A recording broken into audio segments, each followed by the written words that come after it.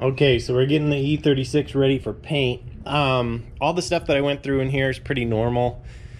Just prep. I taped everything up as well as I could. Pretty much anything that you don't want paint on, just cover with whatever you want. It's really that simple. You can pack a bunch of masking tape on everything. Whatever you want to do. It doesn't matter, just as long as it's covered. And let me get this situated again.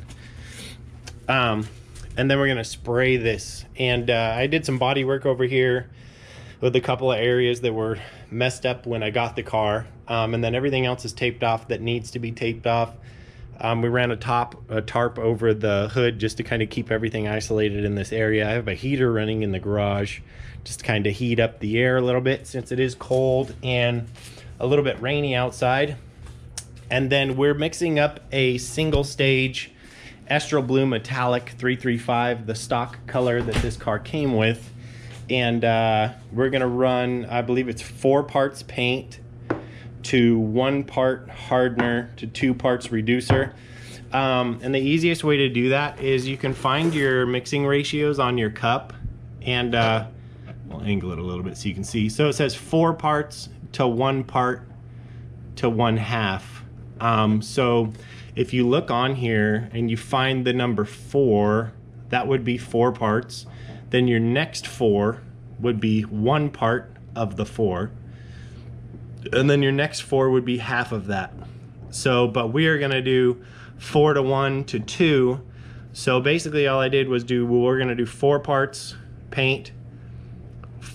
Then to the next 4 would be the hardener, which is another 1 part. And then I measured that distance and doubled it so I could get 2 parts reducer. The reducer isn't as critical as the hardener and the paint, so you can kind of guesstimate, you know, get it close with this. But this should work for what we're doing. So we're gonna mix this up, put it in the spray gun. This is a normal automotive spray gun. I used that actually to paint a Honda a long time ago. Came out really nice. And we will get this thing painted. So I'll put you guys back on the time lapse and we will see how this goes. Hopefully it goes well.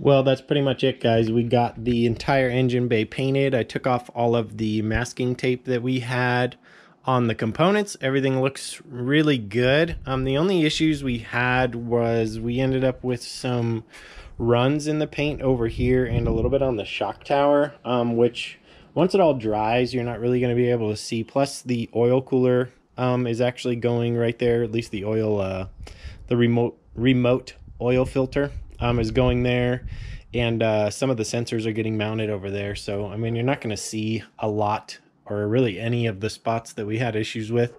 Aside from that, it came out really good. It took a lot more coats than I thought, and we actually only ended up with those drips because I tilted the paint gun too far when I was trying to get on the backside of the shock tower, and it actually dripped paint out of it and onto the strut tower. So but we just ended up, I ended up having to do probably 6 coats to cover everything really well, and I had a quart of paint anyway, so I wanted to use as much as I could now, and I had them mix it as a single stage. So this obviously isn't getting any clear. It should harden really well, and it should be resistant to fuel and everything else, just like it had a clear on it. So hopefully over the next day or so, this will dry up and I can start putting some of the stuff back where it was, as far as mounting things back where they were, and we'll keep moving forward. But it looks really good. Definitely looks a million times better than it did before we started, and should look just as good as the engine we're putting in it now, which is a plus. So pretty cool. Hopefully you guys enjoyed the video. You got something out of it.